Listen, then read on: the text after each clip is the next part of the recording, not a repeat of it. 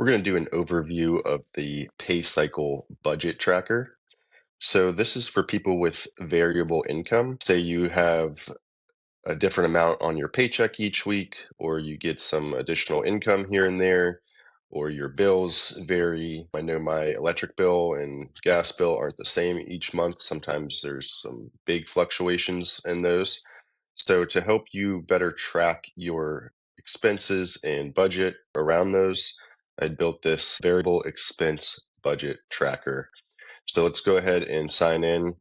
So you'll be brought to your dashboard when you sign in for the first time.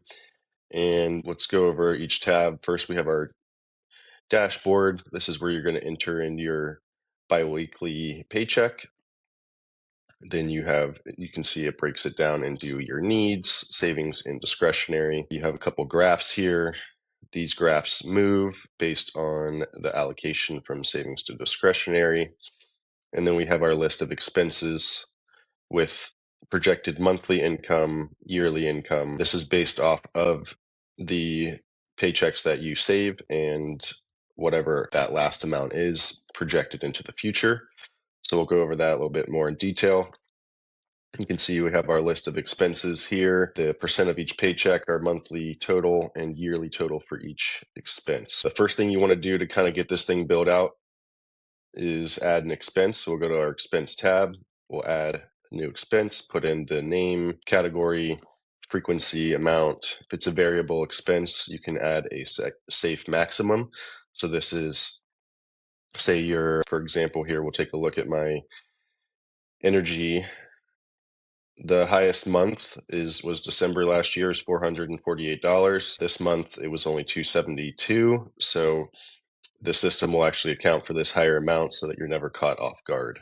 So if you set them as variable, you'll have that option. If they're not, you can just enter in the amount, the frequency, and you'll see it all records that there for you. If you have additional income, like I get paid some mileage reimbursements each paycheck, so I'll add them in here. Those amounts also change.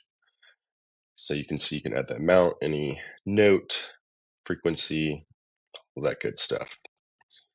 Then we'll get down to our target goals. So this whole system is based off the 50-20-30 rule.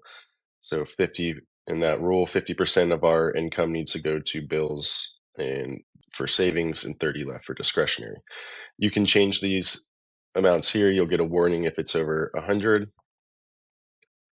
And this will update your homepage, defaults, and goals. So we'll hit save if we needed to update that.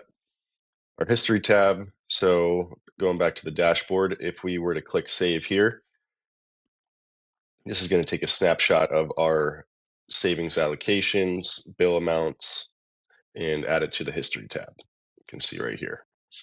What we can do in here is we can assign it to a month for that paycheck.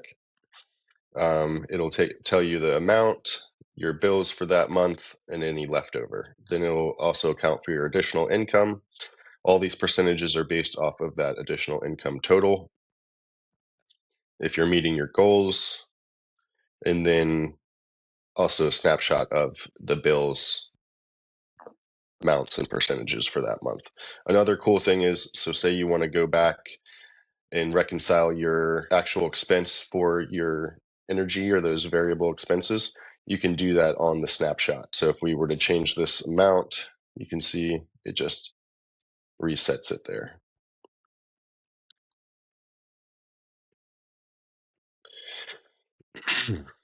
So now we can close this and we'll get down to the bill tracker. So the bill tracker will actually, when you enter in those variable expenses, it'll track those month over month, year over year. So you can see how much your bills are going up or down, and also how much you're spending per year on that service. You can also show all of the expenses if you want to track anything more.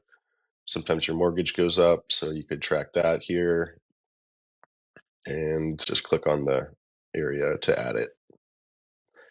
Toggle back to that. And that's basically it. Like I said, this paycheck, this yearly income projection is going to be based off your history. And then any additional months that haven't been accounted for, they're going to project in the future the last amount you entered.